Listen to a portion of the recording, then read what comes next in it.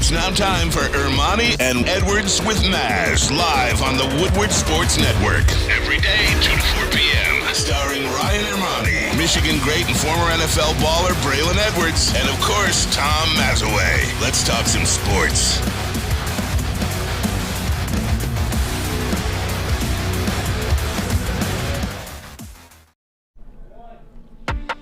Hey, let's go. Wednesday show, May 17th, 2023. Ermanni and Edwards with Maz, Woodward Sports Network, woodwardsports.com, fox2detroit.com if you're watching live.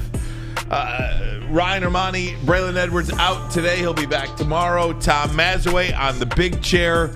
Good freaking afternoon to you. Back at you, bro. Yesterday just sucked. Last night it did. It took the steam out of me at bowling. It just took the steam out of me. And I was standing up. I was about to shoot, and they were on number 6. And I'm talking to all the guys around me. I actually stopped everyone from bowling. I'm like, all right, this is it. I said, if the Pistons do not get the 5, they're going to win it. Can I revisit that for a minute? I almost blame you for putting that out in the atmosphere yesterday. They blamed me too. Because you were talking about this 5th pick. All they have to do is get by 5. The 5th pick is the one, and... Well, it's 50-50. Yeah. I'm just using the odds. I know. They flipped a coin. If the Pistons' face came up, they were going to pick 5th. And they did. Everyone started, they started booing me. And then at the commercial break, I think the commercial break was like 10 minutes long, because they want you to wait for the Final Four. And I'm like, Spurs are going to win it. Spurs are going to win it. Spurs won it. Did you see the Justin Rose, the former Channel 7 sports anchor? I did not see it. What he tweeted out? Justin Rose tweeted out a video of the doofus, as he called him, walking the envelopes up to the desk, and you could see the Spurs logo on the... Are you kidding? You could see the Spurs logo on the number 1 on the bottom envelope. No. Yes, you can see it. We'll try to get that video. My God. Yes, you can see that video. How does that happen? Well, because the ping pong balls have already been revealed, and they're just revealing the envelope. But can't the envelope be not? But they didn't even have them in envelopes. They're just like cardboard pieces of whatever. But you could see if you look closely. Oh, wow. You can see the Spurs logo in reflection underneath. That's a great tweet from Justin Rose. Good job, JR. That's a great tweet. But yeah, I mean, look, last night sucked, man. And there's no better way to put it. And I almost feel like tomorrow could be a day where we start looking beyond how bad today sucked, and you have to worry about planning for taking a player at 5 or trading or anything like that. Can you just allow me one day today to be pissed off? Yeah. Can you just allow me these next 2 hours? And we won't be on this for 2 hours, but can you just allow me a moment to just really hate my life? Hate the NBA. And hate that league.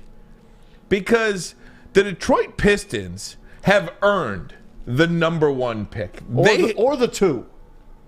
They have earned so much losing, Maz.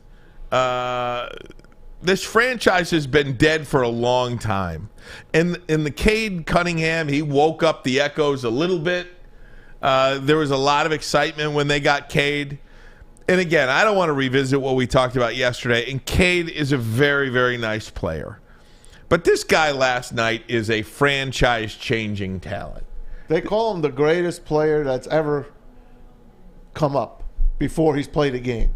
I heard him last night saying this is the greatest basketball player ever. He hasn't played a game yet in the NBA. But these are the words you hear about this guy. And the Spurs get him when they had David Robinson and they had Tim Duncan. And now they get Victor Wembanyama. I tweeted out last night when it happened, rigged. I know it's not rigged, and I think I want to believe it's not rigged. You don't really know. And I really don't think it's rigged. I really don't believe it is. But it feels like it's rigged. It feels like everything is against you. There is no... Put this last 10 up, okay? These are the last 10 number one. These are the last 10 teams that have had the worst record in the NBA. There are 4 1s, 4 2s, and 2 3s.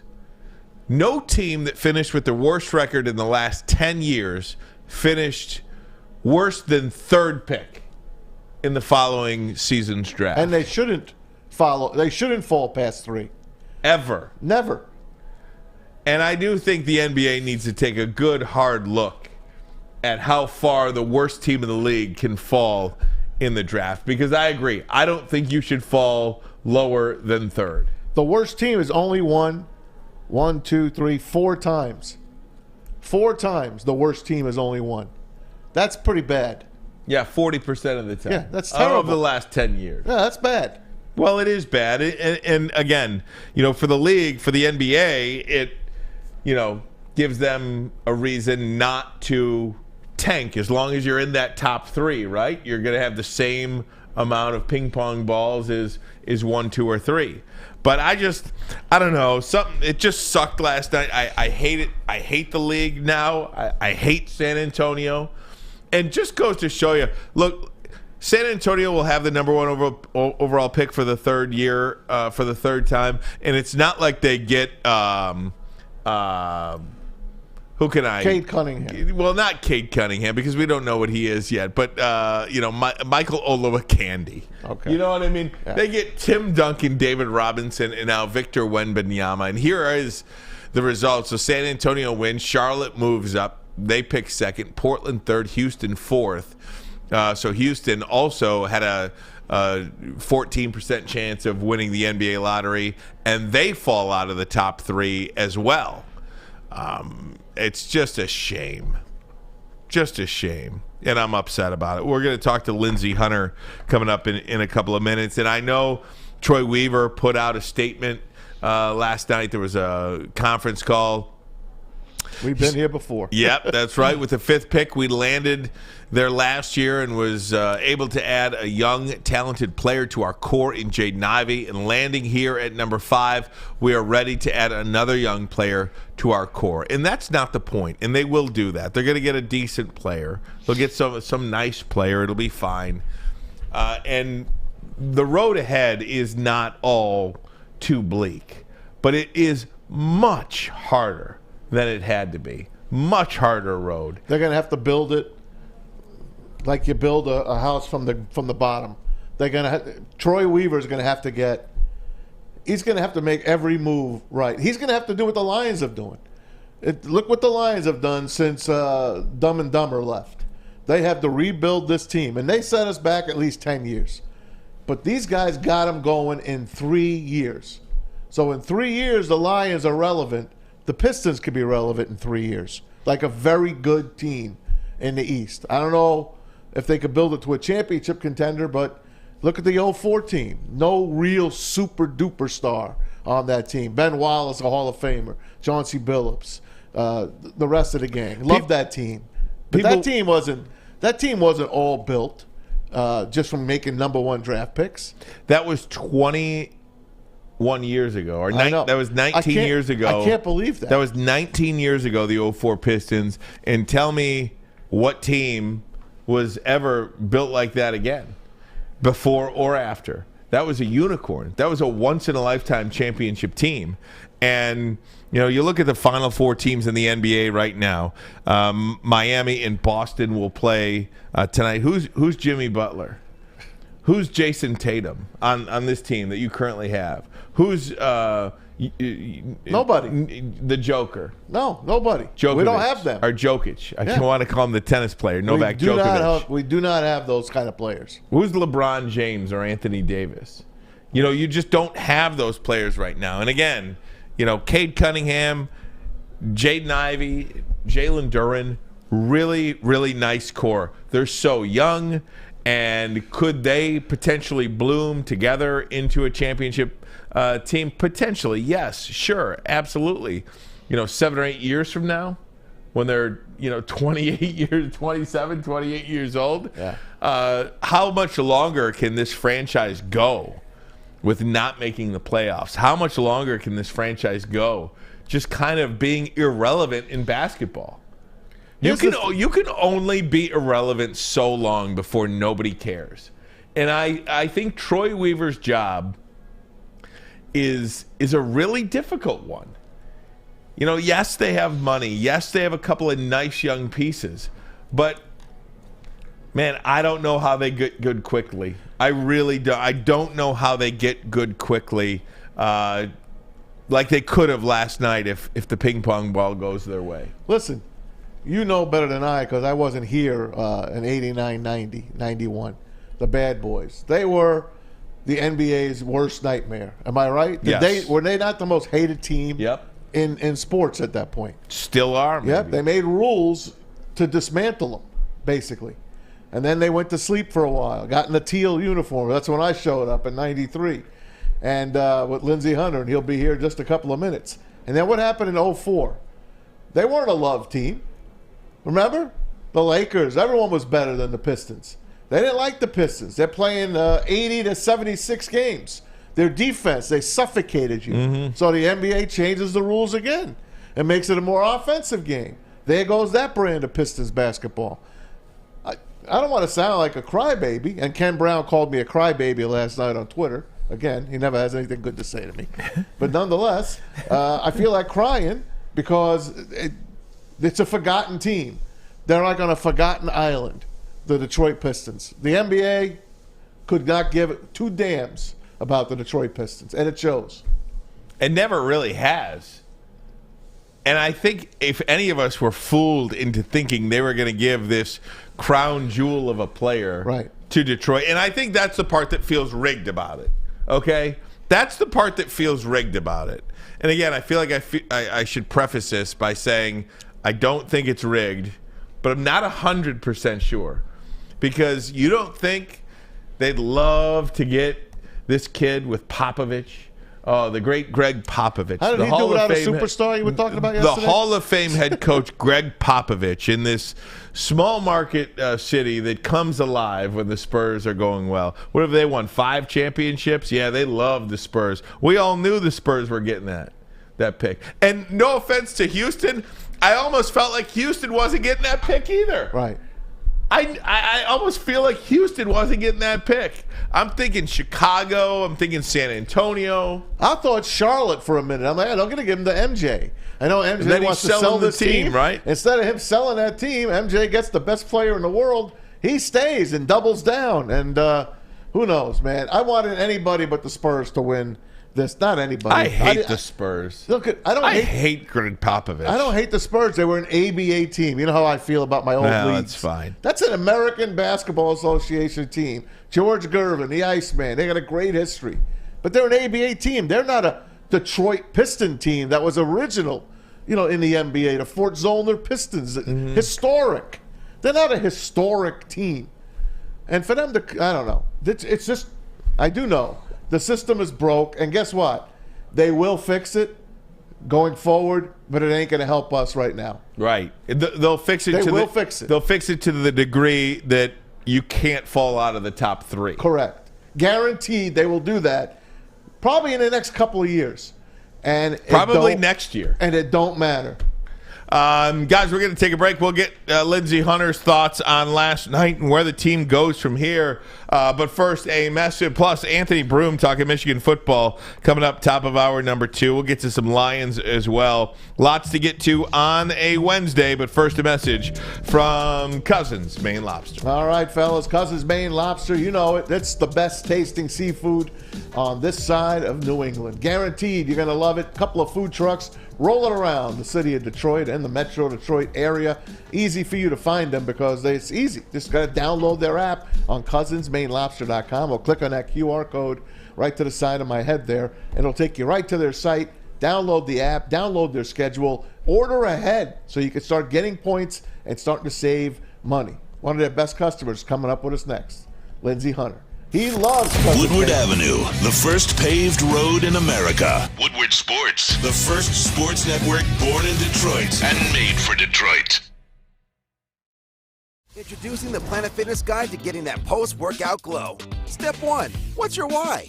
More epic energy? Better sleep? Blow off steam? Step 2. Join Planet Fitness for just $10 a month and get moving in our clean and spacious clubs. Step 3. Bask in that post-workout glow. Join Planet Fitness today for just $10 a month. Join today at any of the 50-plus Detroit area locations. You have an opinion? Make sure it's seen and heard. Corner, jumper, tweet us, hop on the YouTube chat, slide in the DMS at Woodward Sports on all social media. Can't get enough Woodward Sports content? Head over to woodwardsports.com right now for up-to-date sports articles and great entertainment news. We have the best writers, bloggers, and coverage all at your fingertips. Head to woodwardsports.com right now to experience all Woodward Sports has to offer.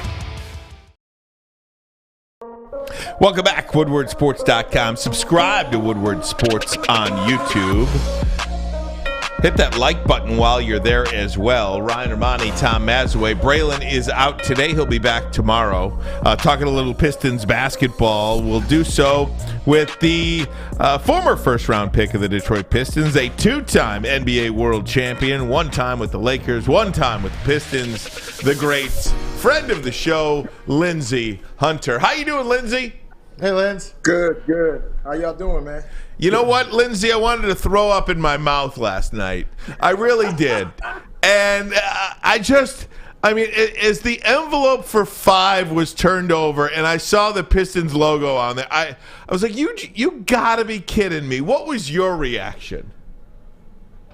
Man, I was actually in the gym. I was in the gym with a couple of my kids, and everybody kept, getting on their phones trying to see what the draft order would be. And man, when I heard the Pistons had 5, I was like, no way.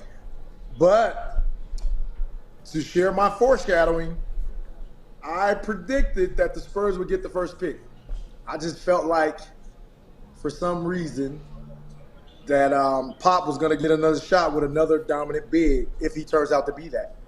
But I was deflated also. Everybody was deflated, but I kind of expected us not to get the first pick because we had gotten Cade with the first pick. So I was like, okay, maybe we'll get 2, 3, but not to fall that far. That's kind of heartbreaking. How much influence do you think, Lindsey, the NBA has over this? I mean, just looking at Twitter last night. I tweeted out rigged. We've been saying, you've been saying San Antonio's getting this pick for a long time. And for all these storylines and all these reasons, it just feels like they do put their finger on the pulse a little bit. Well, I don't know how much the league actually has to. I mean, of course, it's their setup. They've set this thing up, so of course it's theirs. But it's just, we can look at everything in every aspect of life and make some correlations and, think that something is happening for a specific reason. I mean, I always go back, and I was talking to my son this morning. I was like, man, it's just ironic to me when things happen in the draft. The Bulls had the first pick. Who do they draft? Who do they get the godson? They get their own, Derrick Rose at that time. When LeBron was coming out, Cleveland so happily got the first pick. So. Lindsey, not only that, when LeBron leaves for Miami, Cleveland gets the first pick again. They did. But I'm just talking about those first picks where you look at the players that are at stake that can be program changers, So when you look at guys like, LeBron and Derrick Rose, at the time when the Knicks needed a big and the Knicks were bad, they got Patrick Ewing at a quite opportune time. I mean, it's just a great soap opera to me. I don't know what takes place and what happens to make it work this way, but it certainly didn't work in our favor. But I'm sure Troy has a plan, and I'm sure he didn't base his plan solely off of getting the first pick. As a GM, you can't operate that way. You have to operate. Your plan has to be indefinite, things that are definitely can happen, not things that may happen. Listen, Linz, we all know the Pistons are looking for a coach. A lot of teams are looking for a coach. But Ryan and I yesterday were talking, and it really doesn't matter who the hell you bring here. You can bring Red Auerbach back from the dead and let him coach this team. You need players. So he even said yesterday, Ryan had some great stats on Greg Popovich, who was a great coach, coached the Olympics. We all know that. But he has a losing record when he doesn't have a player like Kawhi Leonard or David Robinson or Tim Duncan. And what makes him any better? Why should he get that? Why should he get? Who the hell are the Spurs? They're an ABA team. They're an ABA team. The Pistons are a historic franchise. Well, Maz, I understand, but I don't know. I don't know why the stars align for Popovich again. It always seems to align for him when it's a big guy, right? Yeah. He got David Robinson. He got Tim Duncan. Now he has Victor. It just happened that way. I don't understand it. And to your point, a coach is only as good as his players. You can be, like you said, you can be Red Auerbach, you can be Pat Riley, Phil Jackson. If you don't have those studs out there, then you're going to struggle. Phil Jackson wasn't the same when he went to New York, and he didn't have, the triangle looked like the rectangle in New York. No kidding. So it didn't help that he was trying to coach the team from L.A. But I mean, Lindsey. But your point about Phil Jackson too. I mean, we all point to the Knicks when Phil Jackson was the coach. But what about 94 and 95 when he didn't have Michael Jordan? He didn't win it there either.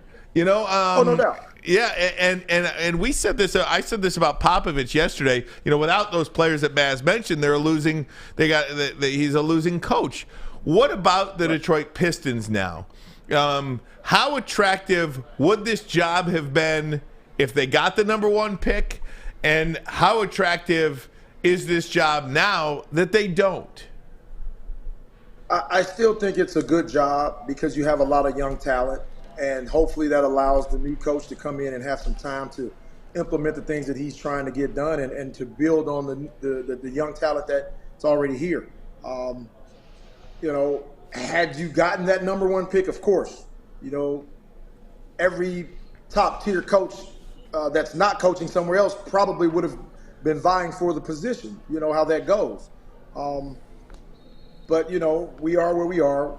We got the fifth pick, and we have to make the best of it. And I think Troy will, and I'm sure whoever the new coach is will come in and, develop the young talent that we have to build on. And who knows what they're going to do with that pick? That may be a trade, that may be a package, and you package some things together to try to go get a guy like Jaylen Brown, who's going to be a supermax player. Boston's going to have some problems signing two supermax guys, so maybe that's a look that the Pistons go. But there are quite a few things that are going to materialize, during the draft and afterwards. Hey, Lindsey, you look at the coaching candidates that are out there in the public sphere. We have long said I think you would be a great coach for the Pistons. Specifically, two guys you want to develop happen to be guards. I feel like you need somebody that can get Jaden Ivey and Cade Cunningham to develop. If you were a coach, and I'm going to ask you, have you met with Troy Weaver? and what do we have to do to get you the job? And then two, what would you do with those guys? What would be your first order of business to try to get Jaden Ivey and Cade Cunningham to work together? Because we still don't know what that relationship will look like. Well, of course, the first thing you do is you sit your young guys down and you talk about what you expect from them.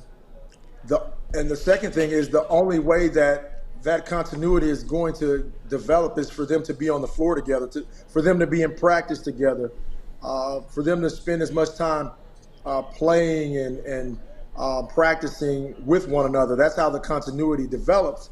And I think you'll see that if everybody stays healthy and those guys can spend significant time together on the court. I think their games can match really well, especially with the bigs that the Pistons are stockpiled with. It's going to be exciting watching them grow together. I think K brings a different dynamic, but the biggest thing for both of those young guys is to really, really defend. I think that's the part of the game that we saw them suffer the most at, and those guys are going to have to lead the charge as far as setting the tone for our team becoming a defensive team, along with whoever the coach is. Lindsey, I wanted to ask you about those coaches, and you didn't answer Ryan's question, by the way, if you were going to be a head coach. But I'll let you skip on that one. Of the three guys that we always hear about, who was the leader in the clubhouse to you? Who do you want here of those guys? Well, I know Kevin Ollie. I've talked to Kevin Ollie quite a bit, especially when he was coaching at UConn. So I'm familiar with him and his career. I know what he's about. I know the type of guy he is, and I think he would be a great addition to a young core like we have. Well respected in the league, kind of a journeyman player, but sharp guy. Won a national championship in college. I think he'd be good for the position, and I would personally think he would be the leading candidate. But with so many new coaches available, man, who knows? Monty Williams is out there. Doc Rivers is out there now. So there are a lot of quality coaches out there, but I don't think you go wrong with Kevin Ollie. Hey, Lindsey, can we hold you over? I'd love to talk a little Western Conference Finals, a little Eastern Conference Finals, and get your take on John Morant. We'll do that all next, but first a message from Les Stanford Chevrolet Cadillac Buick GMC. Les Stanford has expanded into Ferndale, a trusted name for over 50 years. Les Stanford Buick GMC, same great service that customers have come to know. You can go check them out on Woodward, just south of 9 Mile, and of course, looking for a Chevy or a Cadillac, Les Stanford in Dearborn, standing strong for over 55 years. That's right. Maz, you getting one? We're working on it. Working, baby. Working. Yes. You can find the brand you want under one umbrella. LesStanford.com. LesStanford.com. Find new roads. Find them. Saturdays at 1 p.m. Make sure you're watching WoodwardSports.com for our new show, Chompin' Puck. He shoots. He scores! With four-time Stanley Cup champion Darren McCarty and Michael Gentry, Chompin' Puck is taking the Detroit hockey community and giving them a voice. Pros to Joes. You'll get the best Detroit hockey coverage around. Chompin' Puck. Saturdays 1 p.m. on WoodwardSports.com.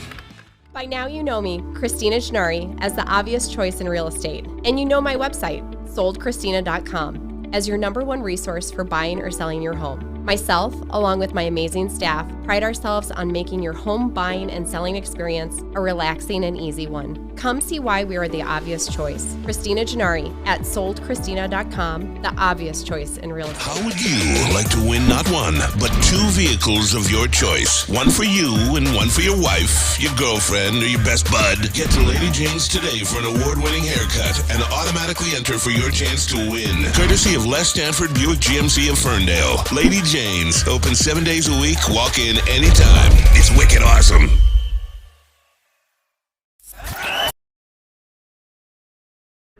Ryan Ermanni, Braylon out today. He'll be back tomorrow. Tom Mazawey on the big desk. We've got Lindsey Hunter, two-time NBA champion, former first-round pick of the Pistons. I'd like to get into the NBA playoffs with you, Lindsey. Last night, Western Conference Finals, Game 1. Hell of a game. Goes to the Nuggets. I mean, the Lakers, they were down by 20, looking like they were left for dead. But I don't know what Darvin Ham told those guys at halftime, but your former teammate made some adjustments, and they got it going in the second half. They dropped Game 1, but my goodness, sure made it interesting. Yeah, they did. They after watching the first half, you saw exactly why Denver won as many games as they have, and why they were the best team in the Western Conference. And watching them all year and watching them throughout the playoffs, I was convinced. I said, I still feel that way. I didn't think it mattered who came out of the West or who was going to play them between Golden State and the Lakers. I just didn't think either team could beat them. Now, I think the Lakers have the best chance because they do have a inside presence with Anthony Davis. But man, Jokic is just an unbelievable basketball player at every level. Watching him play and watching his IQ, watching his ability to, manipulate the defense with his passing and his ball handling, and he even defended last night. I was very pleasantly surprised watching him defend because that's one of the knocks that's always been against him, that he doesn't, try on the defensive end. But last night he had the total package going offensively, defensively, rebounding, passing, blocking shots, shooting the three. I mean, he gave you everything last night, and we can clearly see why he was two-time MVP. Could have easily been 3, but man, with a force like that, it's going to be really hard to solve that problem. And I saw Darvin make some great adjustments the second half, but the biggest thing they did, they slowed down that fast break by Denver. I think they cut their fast break points from 18 to 2. So I think that was a big key, putting a different matchup on Jokic, so somebody smaller, quicker, and using Anthony Davis as that eraser in the background where he can come over and help without being the initial defender. I think that made a difference. But it's going to be interesting to see what Jokic does to counter what they did to him. Well, Game 2 is going to be different, man. The Lakers, let's face it, you go to Denver, it's harder to play in Denver with that mile-high air, that thin air. And they really pushed in the fourth quarter to get within 3 points of that game. 2 points, I think they actually got within. If they hit their free throws at the end and LeBron does something at the end, they probably would have won that game, and Denver probably would not have come back from that kind of loss. So I expect Game 2. I don't know what the hell is going to happen in Game 2. Are the Lakers going to have any legs at all? Well, that's going to be the interesting thing, Mass, because if you've watched them play throughout this playoffs, they have really banked on winning that first game on the opponent's floor. And they've done it every single series except now. Yep. So now the challenge changes for them. Denver is, of course, going to try to hold serve at home. They were the best home team, in the Western Conference. So, if everything holds true and they win home and the Lakers win home, then, Denver in 7. If the Lakers somehow can steal Game 2, then it'll really get interesting.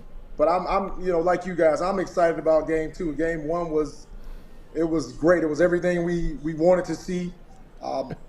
Denver has a lot of weapons. They have a lot of weapons, and I think the Lakers, role players are going to have to match Denver's role players. Now, I think Denver has the better role players, with Michael Porter Jr. being, a guy that's your third scorer who quite possibly could be a number 1 or 2 guy. So I think that gives them a little advantage. But the Lakers have been, rising to the occasion in every round, and let's see if they can do it again. I didn't watch Denver a lot during the year, so I always said, Denver, they got no chance to win this. They're Denver.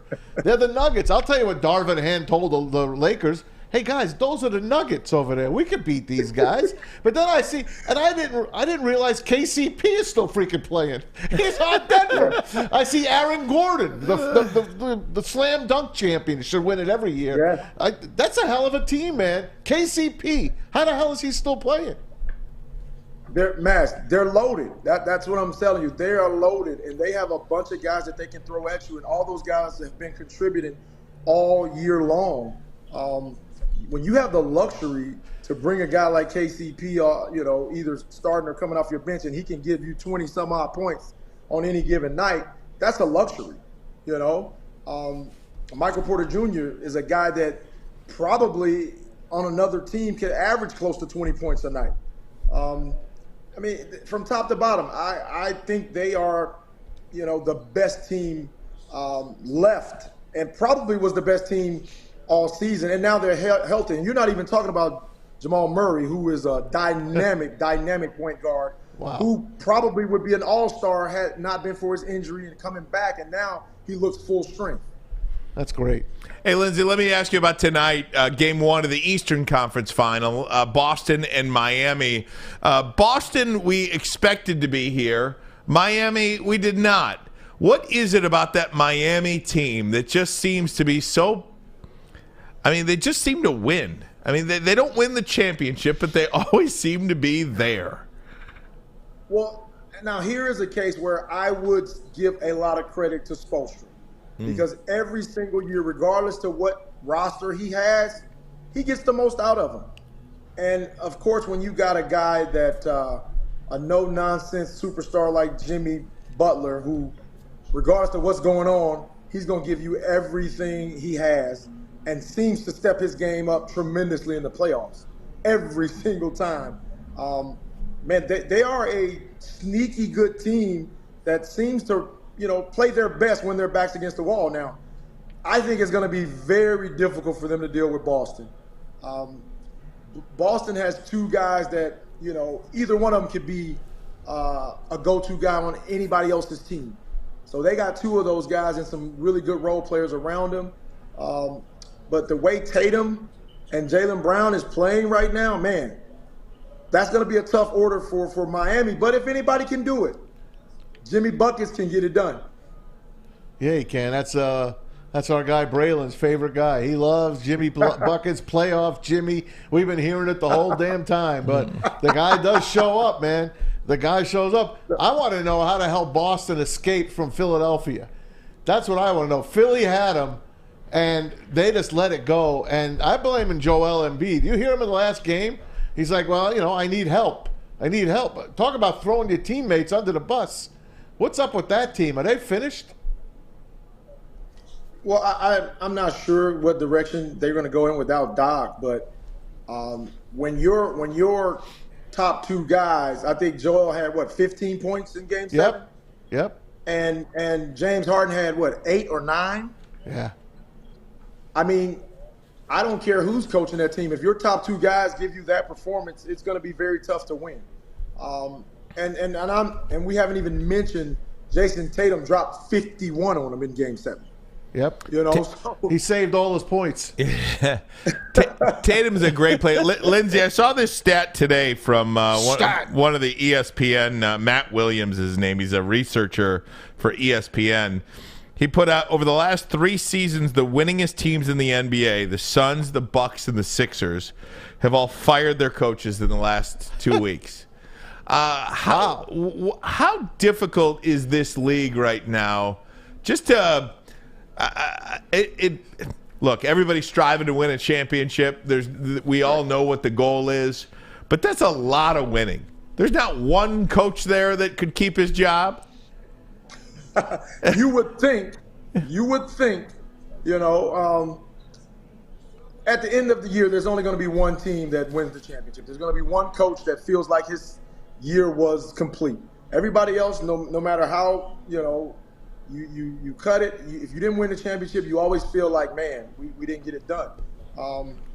But the league changes so much every year. You go from coaches that keep their job for a long time that hadn't won anything to the demand changes because now everybody feels like they should win a championship. The Suns felt like they made the moves, I guess, that they should have won a championship when, it's more than just, changing your parts. You got Kevin Durant, but you lost a lot of depth. So it was going to be tough for them anyway, and with Chris Paul getting hurt, a lot of variables went into that. Monty is a great coach. We all know that. Doc Rivers, like you just said, Doc has been one of the winningest coaches in the last however many years.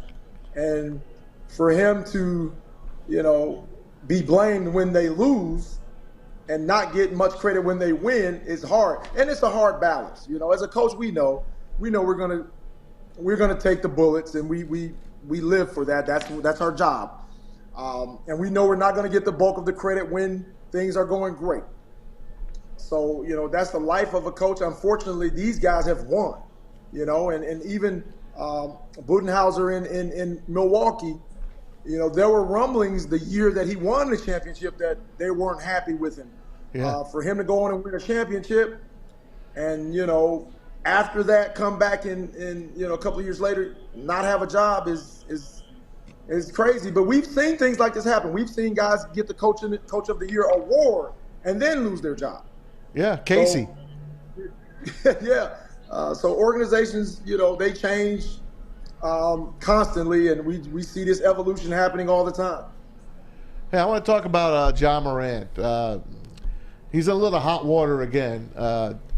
Supposedly there was a video out over the weekend with him brandishing a gun. He didn't do anything. Didn't shoot it. Didn't go point it at anybody. But it got back to the NBA, obviously, and he was suspended earlier in the year by 8 games for doing the same thing and for hanging out with the wrong crowd, chasing the Indiana Pacers team bus down at one point, just doing the wrong things. And they gave him as much rope as they can. They gave him as much chance to apologize, and he did. And let's put up his apology from last night now. So he's apologizing again. I don't even have to read it. Let me read it for the people who are doing audio. You don't really even have to read it. Well, for the people who are doing audio only. I know I've disappointed a lot of people who have supported me. This is a journey, and I recognize that there is more work to do. My words may not mean much right now, but I take full accountability for my actions. I'm committed to continuing to work on myself. I know, but it sounds like the first time he wrote something, the same thing. And he didn't commit a crime. We know that. It was not a crime to do that. But don't tell me that the NBA didn't tell him, look, you can't do that kind of stuff. What do you do with this kid, Lindsey? Man, this is a tough one. And you made a great point, Maz, and I've been talking about this last couple of days since it happened. It's quite true. He didn't commit a crime. He didn't cause anybody any harm, thank God.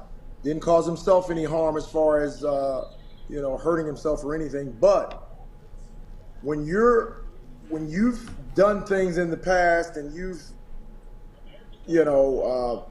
been on IG and you did commit a crime because you had a gun inside an establishment, and the leniency that you were showed that first time, I would have loved to have seen him, take this more serious, man. And what you do in your spare time and your free time is your business, but to broadcast it out to the world, like nothing's wrong, or like, you hadn't already had problems with this same thing, that's a problem, I feel bad for him, and I wish the best for him, and I hope that he can get some people around him that's going to tell him the truth, and make sure that he doesn't ruin his future, man, because he's already missed out on making an All-NBA team. He's lost some sponsorships already. Man, who knows what suspension that he's going to be facing now. Yeah. So, let's just pray that the kid gets it together, man, and he gets some solid people around him that's going to hold him accountable, that care about him as the person and not the basketball player, not the guy that walks around and feels invincible, but the guy that the people that care about him as the person that he, they know he can be. man. But you just feel bad for him, and you don't want to see a young guy ruin a future that could be so bright.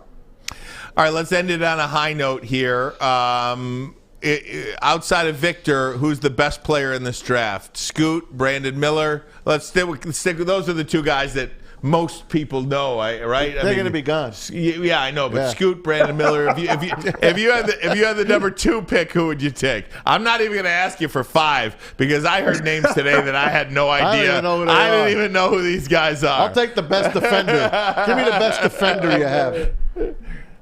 You know, unfortunately, with this draft, it's just such a drop off. Like, of course, there's a drop off from Victor to Scoot and Brandon Miller.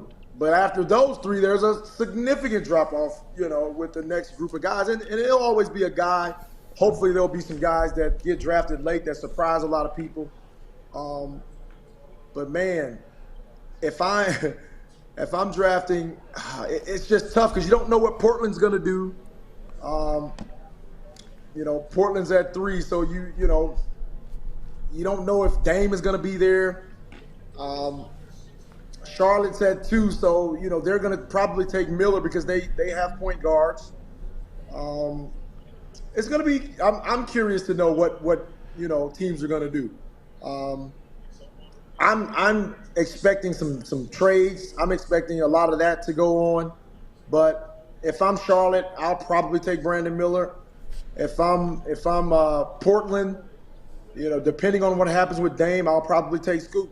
And if Dame gets traded somewhere else, then you still have Simons and you'll have Scoot as your guard. So, man, a lot of crazy things can happen, especially on draft night. And I'm sure we all be watching.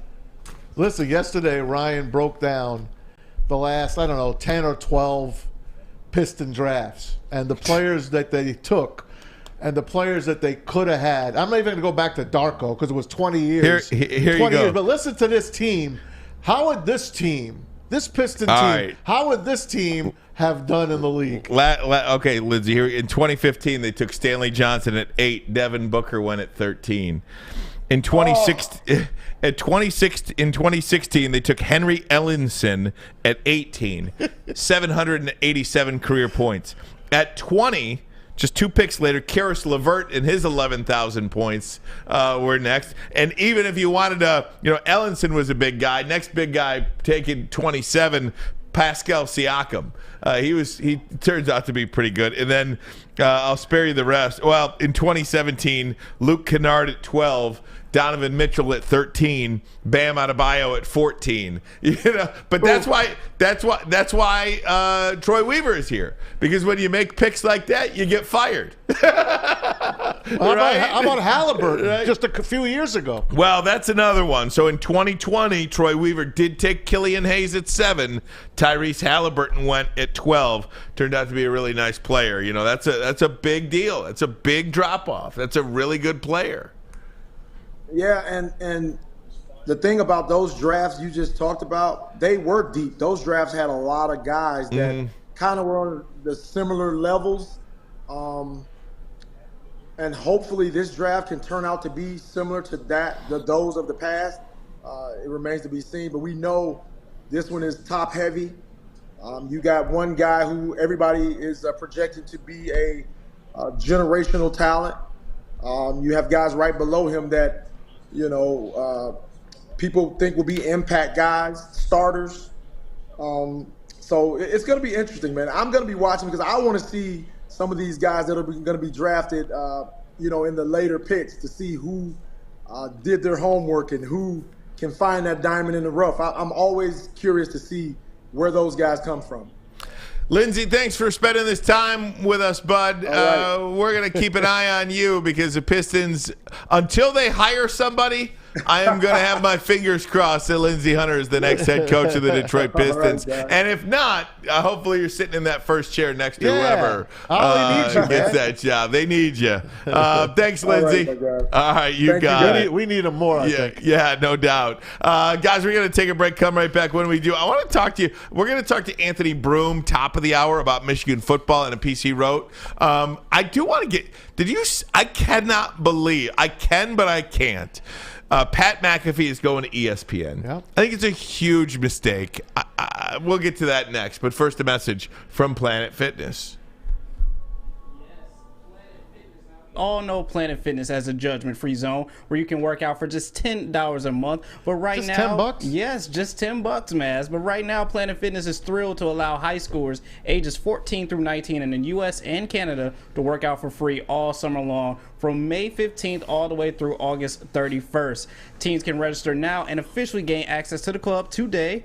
And they can register all through the summer months all the way up to August 31st. But Planet Fitness is also giving away over $200,000 to high schools and students. Teens ages 14 through 19 who register for the high school summer pass can help win a scholarship for their school and participate in a TikTok video for a chance to win academic scholarships.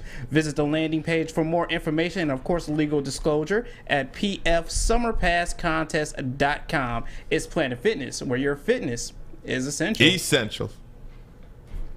We are the network for Detroit by Detroiters. Welcome to the Woodward Sports Network.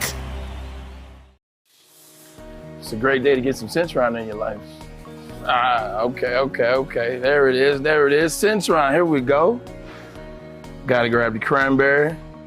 Oh wait, it's 2 for $4. Gotta double up with the classic as well. Centron World, baby. Centron, available at select Kroger's, and if you want to know how, go to @CentronWorld.com. You get dope like me. You know what? Why wait?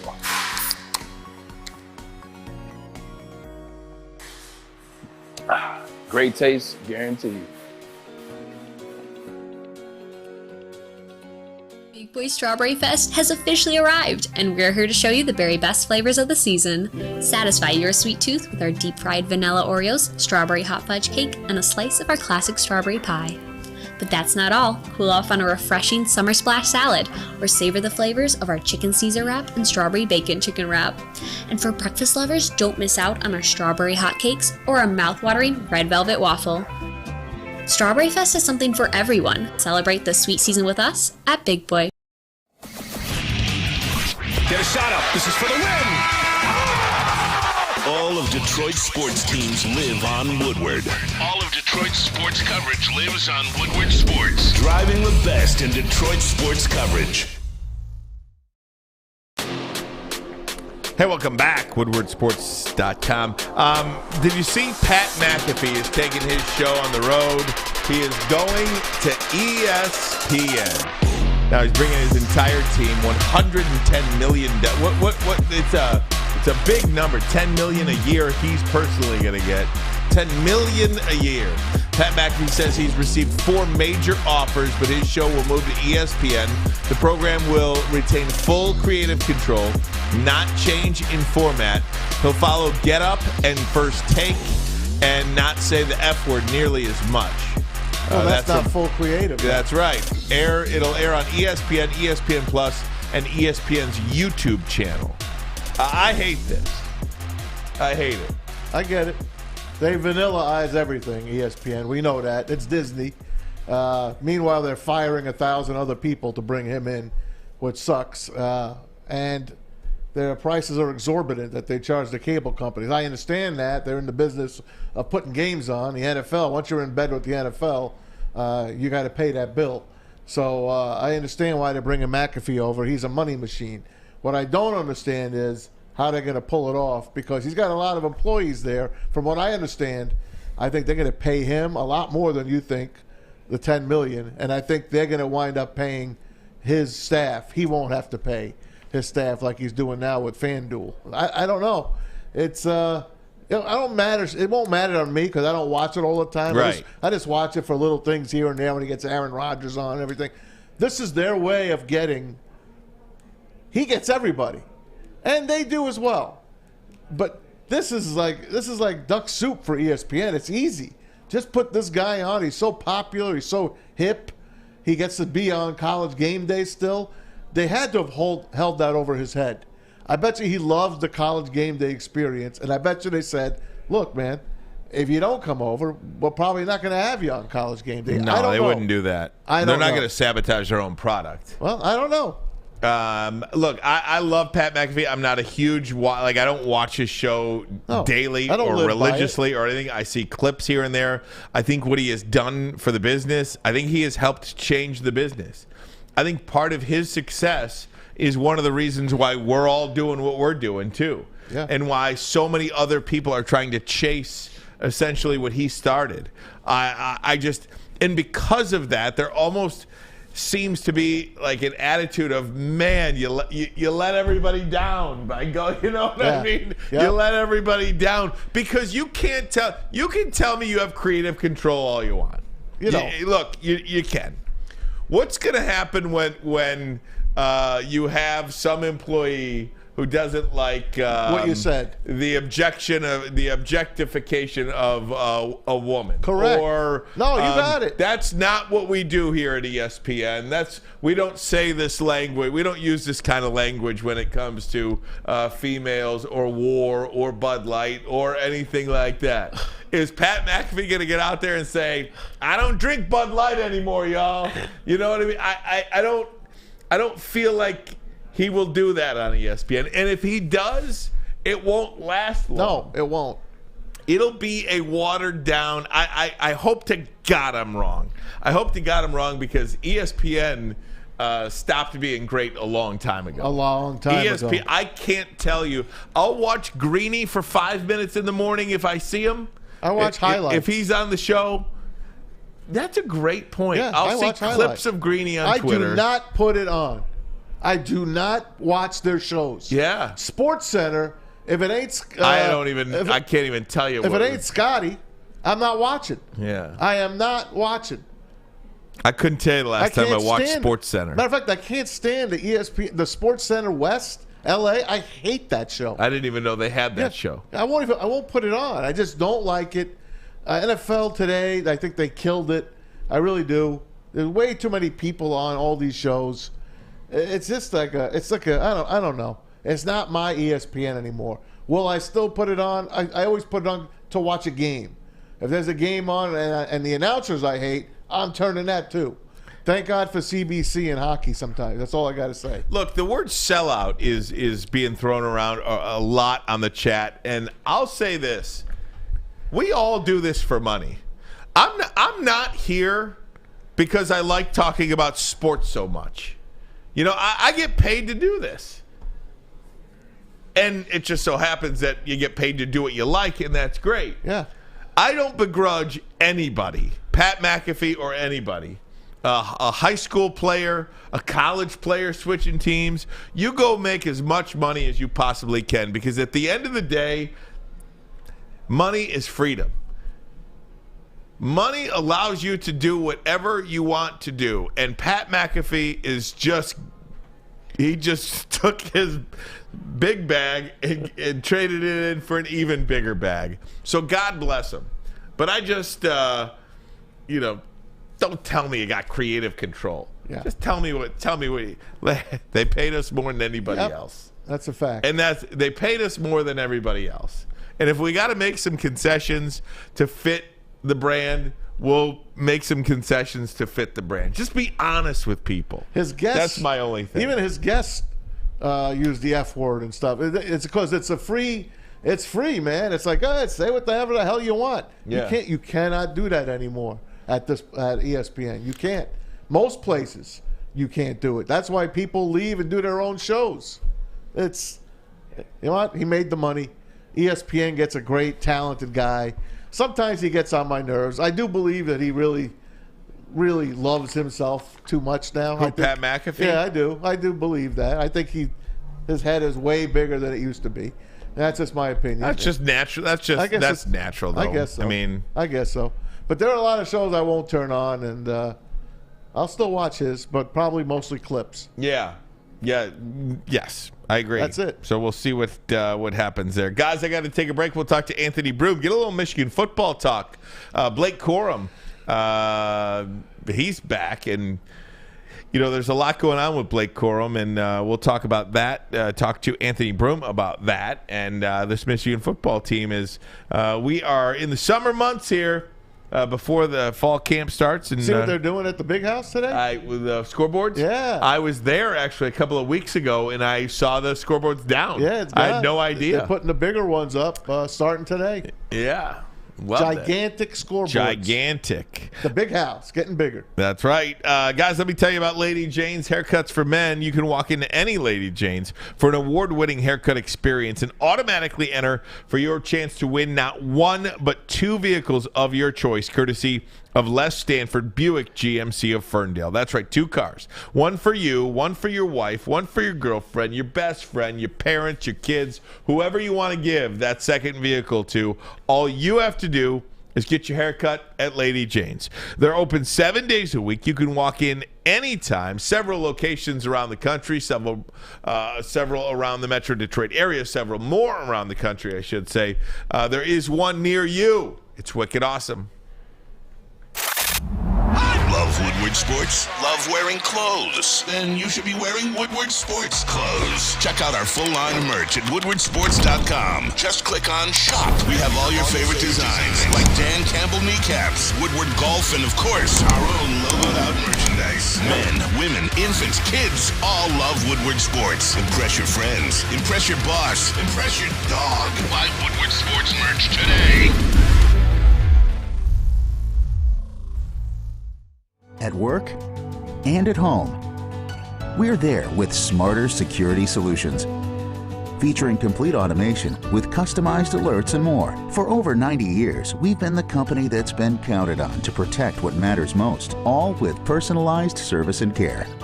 Right now, for a limited time, receive a free video device plus free installation with a new home system. Guardian Alarm. We protect Michigan. A ton of fun, a ton of sports, and a ton of man meat. Welcome to the Woodward Heavyweights, live daily 5 to 7 p.m. on Woodward Sports. You have an opinion? Make sure it's seen and heard. Corner, jumper. Tweet us, hop on the YouTube chat, slide in the DMS at Woodward Sports on all social media. We are the network for Detroit by Detroiters. Welcome to the Woodward Sports Network. Hour number 2 here on Woodward Sports. Ryan Ermanni and Tom Mazawey. Braylon is out today. We'll be back tomorrow. It's a nice beautiful day outside. I like it a little bit more crisp like this, too. I ditched the shorts today. Went back to the jeans. Yeah, I did, too. I went back to the jeans today and long sleeve, quarter zip. Likewise. A little bit chilly. I could use it like maybe 5 degrees more. It's still really nice. Put the window down a little, refreshing. Beautiful day. Crisp day. Beautiful. Keep that sun going. That's right. Guys, let's talk a little Michigan football, shall we? Let's do so with Anthony Broome, who covers University of Michigan for the Wolverine on 3. And, of course, at Anthony T. Broome on Twitter. Our former intern at 105. Look at that. Doing great things. Anthony, how are you, my friend? Good to talk to you. Hey, Ant. Good to be back. Thanks for having me, fellas. Absolutely. Just your shirt, the Tigers getting their butts kicked today. 8-0 right now in the 7th, unfortunately. But, hey, not bad. Tigers looking good, baby. They'll split the series. We'll take it. We'll take it. Hey, Anthony, let me talk a little Michigan football with you. Blake Corum sure had a lot to say over the last week. Talking about, and you wrote about this for the Wolverine, talking about his mental hurdles from injury. Describe for us what Blake was talking about. For a guy like that, when you're a potential Heisman candidate, you are the lead guy on a team that is looking to compete for and win a national title, to go down like that is it's gut.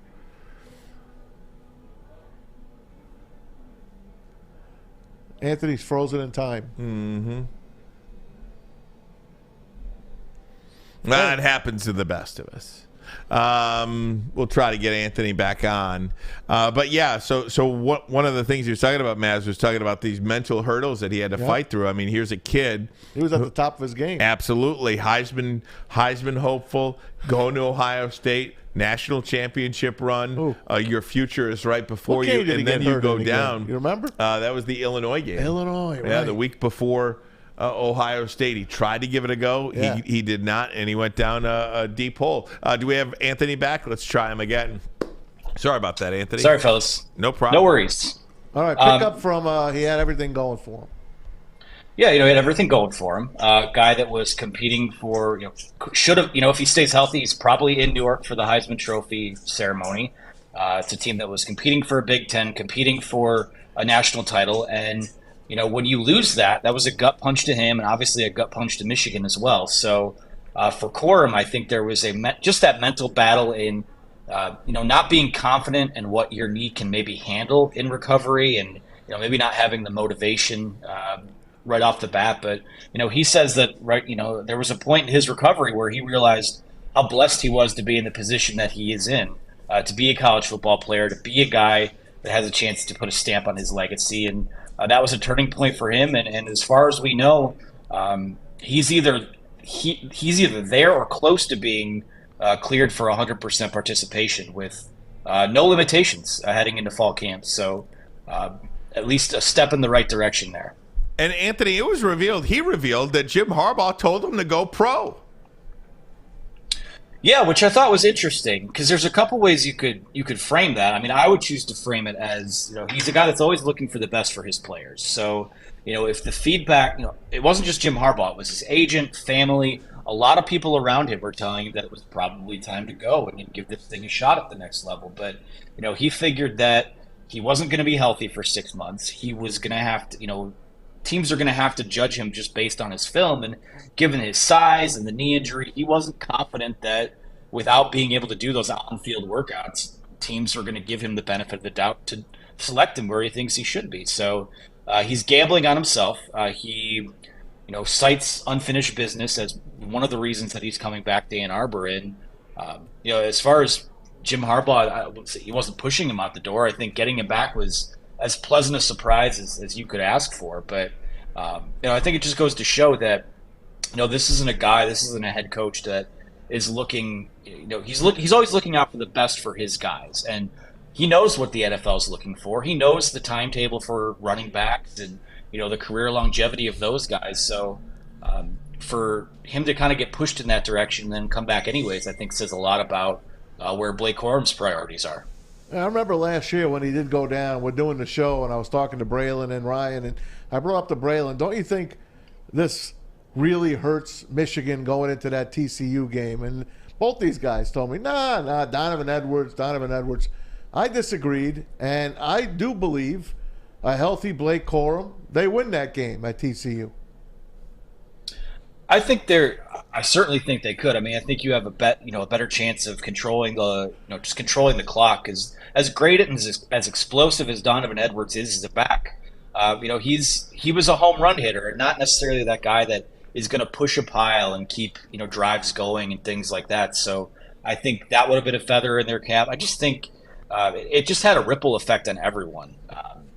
It put a little more on J.J. McCarthy's plate, which people wanted to see. And don't get me wrong, I think that that TCU game was both the best and worst of kind of pulling the reins off of that guy. But Michigan's at its best when they're perfectly balanced, and when their offensive line is kind of doing its thing. And I think they probably win that game if that offensive line just plays better. They won the Joe Moore Award 2 years in a row, and their two worst games of the last 2 years have come in the college football playoffs. So, I think if Corum plays, I think that's a lift for everyone, but just wasn't in the cards. How does the balance work this year, Anthony? I mean, between Donovan Edwards and Blake Corum and J.J. McCarthy. I mean, it is you want to showcase everybody, but when you have that kind of talent, specifically at the running back position, it's hard to throw up huge numbers. Either one of those three. Yeah, it's going to be difficult for everyone to kind of get theirs, which I think it speaks to, it speaks to the mentality of the guys they have. I mean, they're going to have to, someone's going to have to sacrifice a little bit of production, a little bit off the snap count, and for a guy like McCarthy, maybe a few less throws per game. But, with the dynamic between Corum and Edwards, I think you're looking at two guys that can play together. I think that, you can play Donovan Edwards in the slot and kind of use him a little bit more as maybe like a Deebo Samuel type of offensive weapon, or use the local example, a Jahmyr Gibbs type of guy. So I think that that's in play for them. The thing with Corum too is that I think the fact that he's coming off of meniscus surgery, and again, they expect a full recovery out of him, but I think you can afford to just take a little bit off his plate by getting Edwards in there a little bit more, by connecting a little more on those deep throws in the passing game. So, I don't think they have to fundamentally change what they do to, quote unquote, unleash the offense. I just think they kind of have to stay healthy and take advantage of the guys and the personnel that they already have and divvy up the snaps from there. Talking to Anthony Broome, covers the Wolverines. You can follow him on Twitter at Anthony T. Broome, and the Wolverine on 3. Anthony, let me ask you about, you mentioned the playoffs. They played their 2 worst games in the playoffs over the last 2 years. Isn't everything about this football team winning a national championship now? I mean, the bar seems like you got to get to the national championship game or it's a failed season. That's like the low bar. Yeah, it does feel like a Houston or bust type of year. And because Georgia is loaded, I mean, everyone's going to go to Georgia. I mean, they're the betting favorite, and you look at the Georgias, the Alabamas, and even I think Ohio State has higher, Vegas odds to win it all. But for Michigan, when you bring back the type of guys that they do, we talked about this on our show the other night. They had 9 guys selected in the NFL draft this past year. But the biggest story of the draft was the guys that weren't there. Your Zach Sinters, your Trevor Keegans, your Blake Corums, a couple other guys you throw in that mix as well. They have pros at every single position on the field. And, for them, again, you're going to have to take it one game at a time. I think that's what's been kind of a defining trait of these last few teams is they don't get too high, they don't get too low. But it's a long, hard march to get there. And last year should have been, on paper, should have been a shoo-in for them to get there. They were the better team on paper. They had the better season. They had the better players, and they just didn't play well enough. So, the fact that a lot of these guys are coming back, it's kind of like the third part in a 3-part trilogy now, where we get to see how this era of Michigan football finds a way to close this out. And see what they're able to do it. And they've had a lot of success, and they've won 2 Big Ten titles, and that's not lost on me. It's not lost on anyone. And they've gotten to the college football playoff in the last, 2 out of the last 3 years, where it'll be just the 4 teams. If they make it this year, it'll be 3 of those 3 years. So there's a lot on the line. And for them to not at least get there, I think would be a disappointment with all of the guys that they have returning to this roster. Hey, let's take a peek at the schedule. Let me know both your guys' take on this. JB, you can pop that up there. 12-0. Yeah, there you go. Thank you, Ryan. Okay, what's your take there, Ryan? How about you, Anthony? We already got a 12-0 here. What do you got? I'd lean that right now. It's just so hard to do that. But like we said, when Michigan's as talented as they are, I would pick them to win every game. If we're going game by game, I would pick them to win all these games that they play. The one that kind of would give me some pause is that road game that they play at Penn State. Yep. But it's not going to be at night. It's not going to be a whiteout. It's probably going to wind up being big noon. And I just, as far as Ohio State goes, I just like how this Michigan team matches up with them. They're better where it counts. They're better in the trenches on both sides of the ball. So, yeah, I'll put me on the board for 12-0. Why not? There you go. Hey, did you guys see the Michigan State the other day put out a tweet that they're going to have a primetime game against Ohio State? I saw that. Whoa. That's all I got to say is whoa. I know you follow State as well. What's your take on the Spartans this year and the things Peyton Thorne leaves? They've lost a couple of other guys. Their best receivers gone. What's going on in East Lansing that you have heard?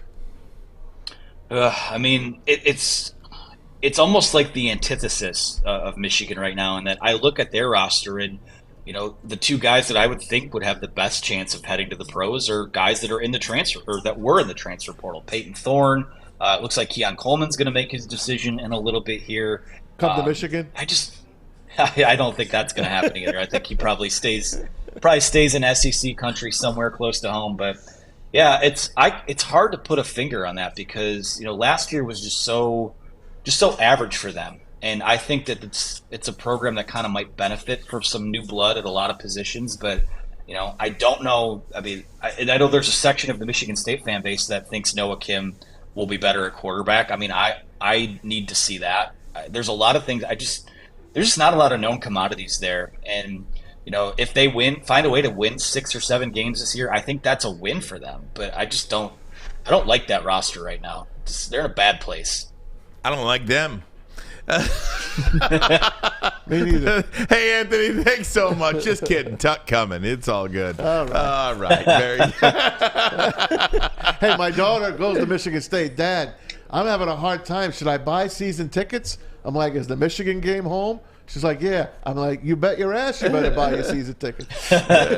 No doubt. Hey, Anthony, thanks for doing this, man. We'd love to talk to you again down the road. Anthony Broome, you can follow him on Twitter at Anthony T. Broome, and of course at the Wolverine on 3. Thanks so much for that. Ed. I am way over. I got to get a break in, but first a message from Big Boy. Yes, sir. Strawberry Fest. It's going on right now at Big Boy. You know it. Try those classic breakfast items like the strawberry hotcakes or the mouth-watering red velvet waffle. If you're not feeling breakfast, try the strawberry bacon chicken wrap or cool off with their refreshing summer splash salad. And don't you leave without catching dessert, including their berry delicious classic strawberry pie, the deep-fried vanilla Oreos, and the strawberry hot fudge cake. All that and more at Big Boy. The only sports network in Detroit that starts with a W. Because we win. Woodward Sports, Detroit's winning sports network. How would you like to win not one, but 2 vehicles of your choice? One for you and one for your wife, your girlfriend, or your best bud. Get to Lady Jane's today for an award-winning haircut and automatically enter for your chance to win. Courtesy of Les Stanford Buick GMC of Ferndale. Lady Jane's, open 7 days a week, walk in anytime. It's wicked awesome. We don't like to brag that we are the toughest sports network in Detroit, but we do have a guy named Darren McCarty on our side. Lemieux and McCarty, who've had a good knockdown drag up. There they go, right on the whistle. They were talking to one another. Woodward Sports.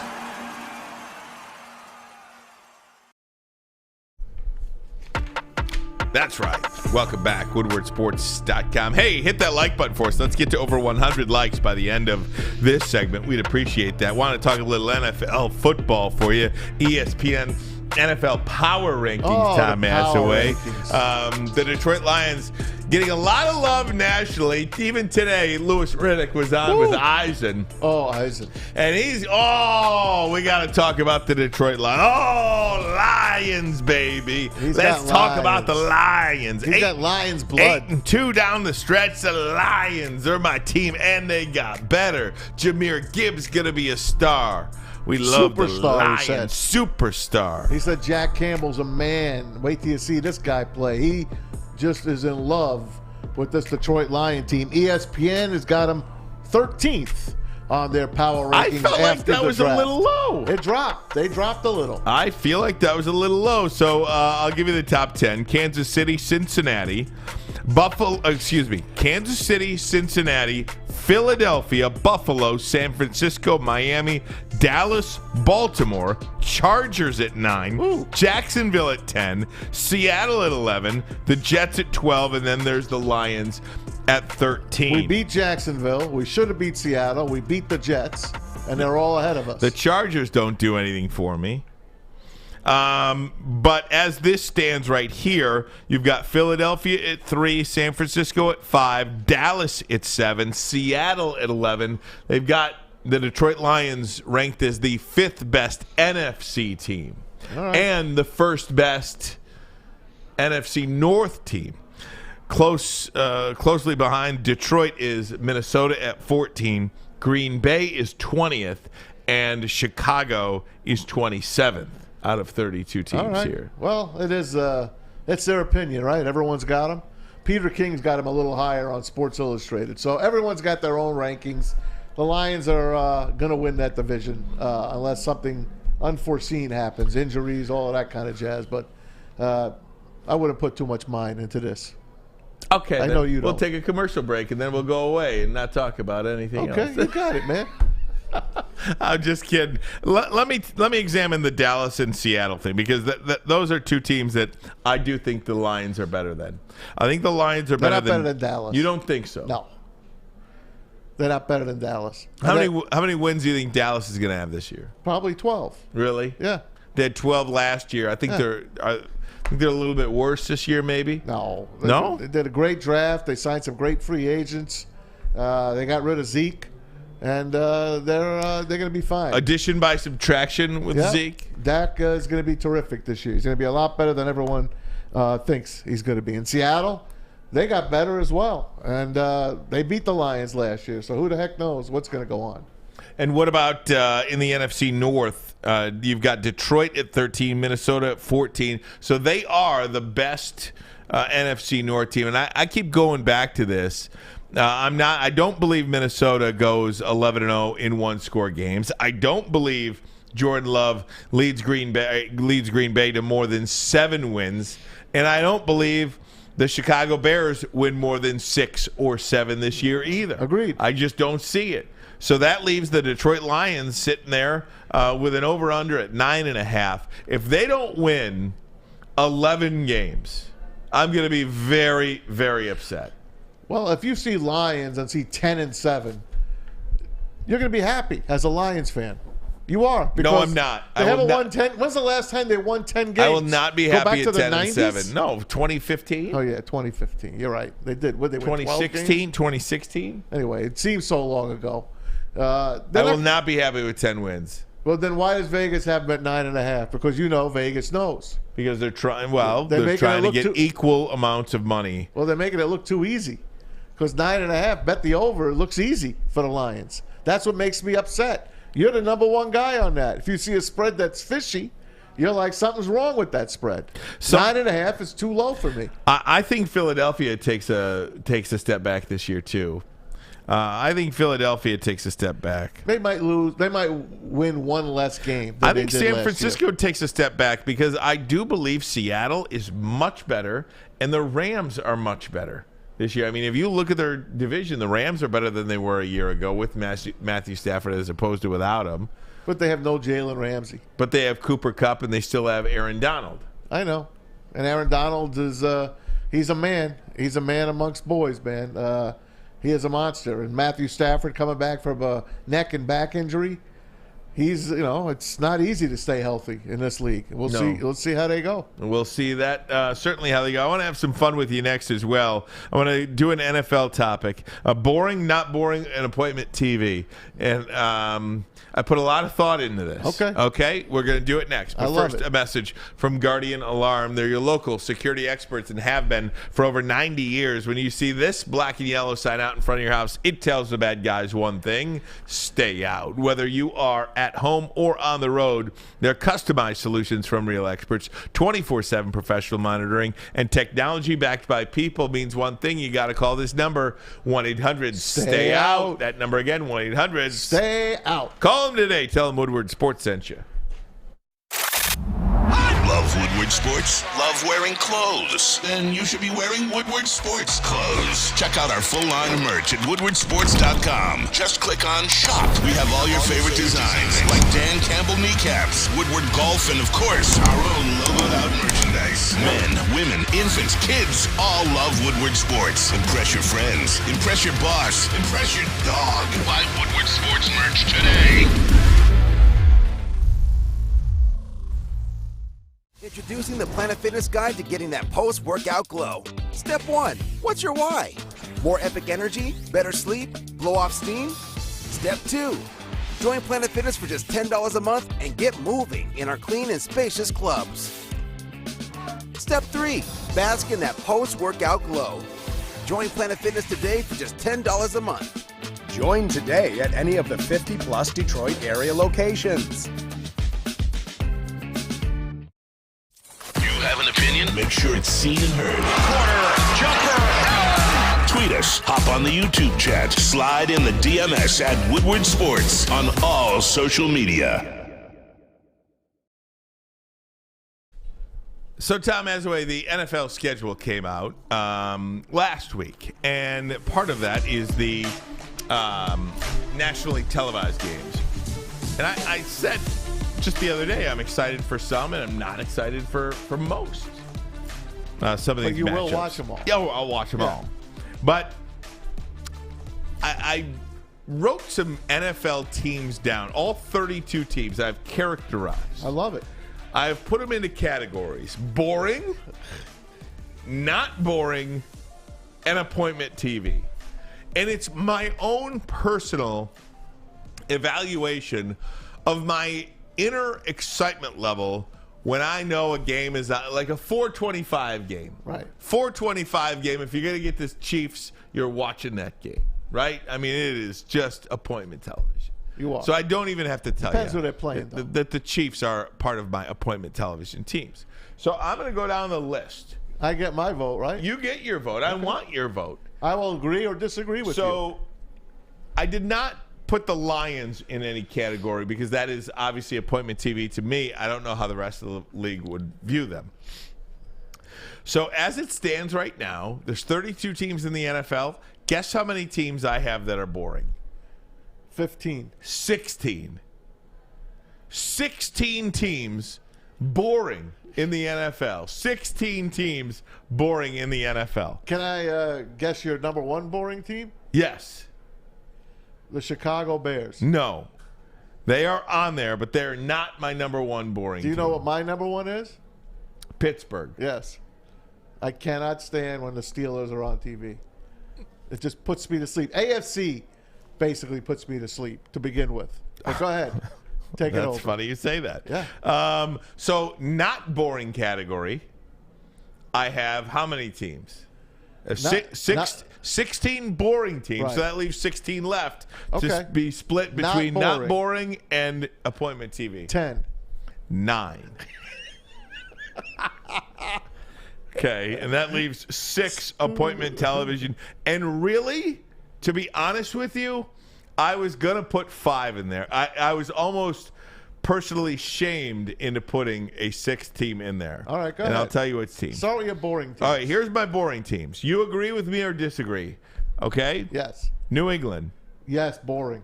Pittsburgh, Oh. Cleveland, Oh. Tennessee, Gross. Indianapolis, Grosser. Houston, Terrible. Las Vegas, Don't like them. Denver. Don't like them. Never liked them. Okay, so there's 8 right there. I'm right with you. Okay. Then I've got Minnesota. No, I like the Vikings. Okay. Green Bay. Love them. You think they're Yeah, I still like Okay. watching the Packers. okay? Chicago, I like watching the Bears. Tampa Bay. No, Boring. don't like them. Okay, I'm trying to decipher Right. your boring, not boring. Carolina, Oh, forget it. New Orleans. I kind of like New Orleans. Okay, so I'll put them as not boring. Atlanta. I'll put Atlanta as not boring. Okay, and Arizona. Boring. So you have only 11 teams boring in the NFL. So Maz has 11.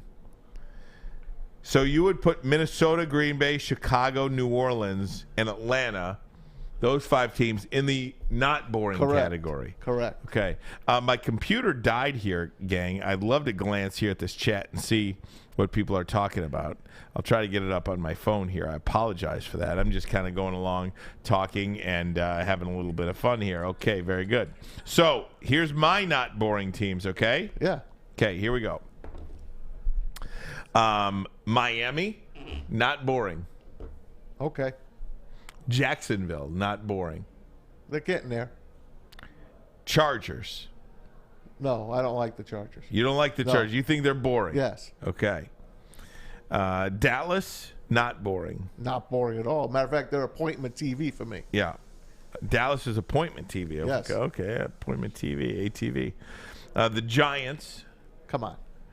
The Washington football team. Boring. Boring. Ooh, Yeah. boring. And the San Francisco 49ers, not boring. Nah, they're appointment TV for me. Appointment TV. Yes. I'm talking about, too, not the jersey, No, I the know. way they play. I like watching the Niners. Okay. Yeah. Okay, so I have 6 appointment TV teams. And this is how they play, not what their uniform looks like, all right? Like Maz. I've got the Kansas City Chiefs. Okay. Appointment TV. I'm with you. Got the Cincinnati Bengals. For sure. Appointment TV. I've got the Buffalo Bills. Appointment TV. Yes. I've got the New York Jets. Appointment TV this year. Yes. I've got the Baltimore Ravens. Appointment TV this year. I got him as not boring. Okay, that's a team that I was considering. Okay. And I've got the Philadelphia Eagles appointment TV this year. Absolutely. And I was going to put them in the not boring category. No, I like watching the Eagles. Okay, so those are my teams. What do you think of the list? I think you're right with me. I mean, we're very close. Obviously, we always pick each other's brain on what should we get, what should we talk about tomorrow? What guest should we do tomorrow? And we're always almost on the same page. So I'm on the same page with you. Listen, I love the NFL. I know Thursday night schedule is always weaker. It doesn't matter to me because I'll just pop it on and just watch it. I love most of these teams, but I am an NFC guy. If there's an AFC game on, I'm turned off. Except if it's the Bengals against the Chiefs or the Chiefs against the Dolphins. Something like that. Other than that, the AFC it's not appointment TV for me, AFC. I just love my NFC. Always did. Now, a bunch of people in the chat are talking about the Lions, so let's do that real quick, Tom Mazawey. Which category do you think most not obviously their appointment TV to us, which category do you think most of the country would put the Detroit Lions in? Boring, not boring, or appointment TV? Now, today in the 2023 season, which, by the way, all of my selections were. I didn't go back to the teams I like in the 70s. That don't matter. Right. The teams I like in the 70s, I still like. Right, okay, very good. The Lions are now appointment TV. Great offense, great finish last year, nationally recognized. They saw the draft. They see what this team is doing. They love Dan Campbell. They were on Hard Knocks last year. They are now a nationally recognized team, and they are appointment viewing, in my opinion. I think a lot of people would put Lions as appointment viewing too, moving into the 2023 season, just because of all the hype that they're getting. I mean, if you're just a random NFL football fan watching the Rich Eisen show today on NFL Network, and you heard Louis Riddick stop the conversation and immediately pivot to the Detroit Lions, you're like, oh man, I got to see if this team is for real. I got to see this team for myself. Now, there's going to be a lot of people that say, the Lions, we only see them on Thanksgiving and they're putrid. But if they're paying attention, this is a team that you must watch, and you don't know what the hell they're going to do. Are they going to score 48 points? Are they going to give up 45 points? They are a must-watch team going forward, no question, and they got 5 national games to prove it. Somebody in the chat, Steve Wilds, I want to give him some kudos here and some credit, because Steve Wilds in the chat says, how are the Commanders not boring to Ryan?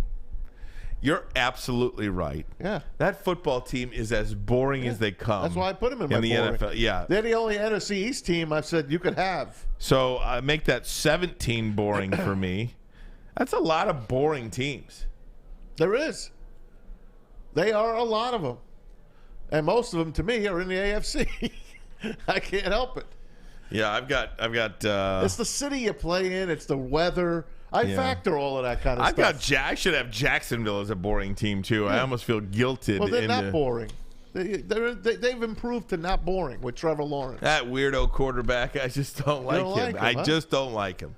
It's down 3. He throws 3 interceptions, come back and win a playoff game. You don't like that? What's to not like, right? Right. The locks. The locks. I love them. Man. All right, guys. All right.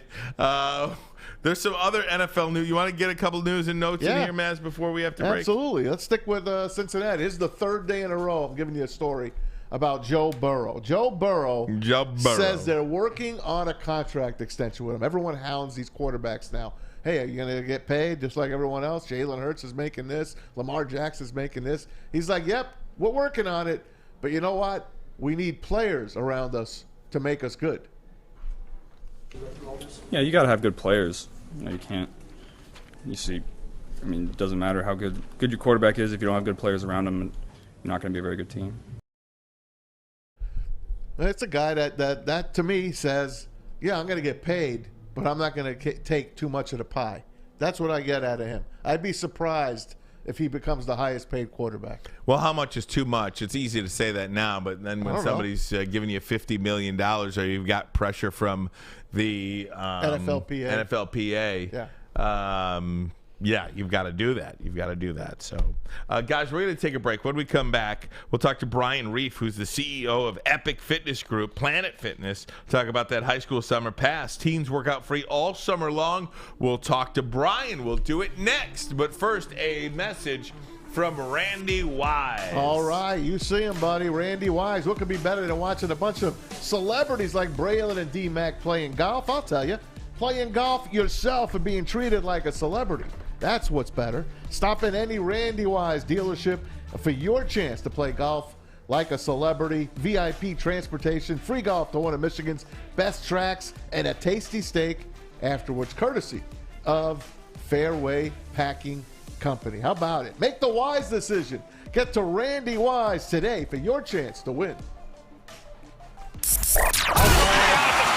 Can't get enough Woodward Sports content? Head over to woodwardsports.com right now for up-to-date sports articles and great entertainment news. We have the best writers, bloggers, and coverage all at your fingertips. Head to woodwardsports.com right now to experience all Woodward Sports has to offer.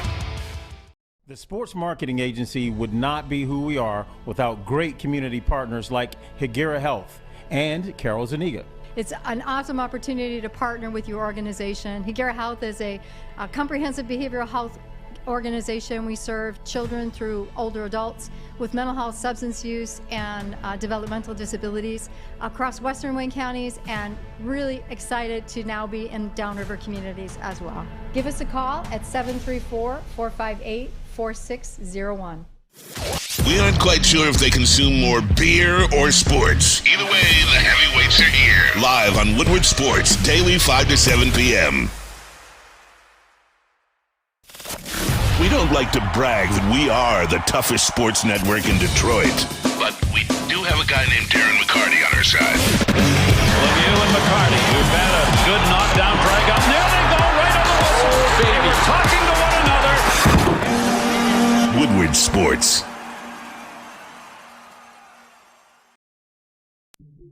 Hey, welcome back. WoodwardSports.com. Ryan Ermanni, Tom Mazawey. Braylon is out today.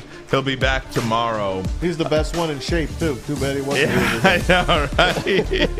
Hey, we're okay, Maz. We got a long way to go, but we can do it. I'm around.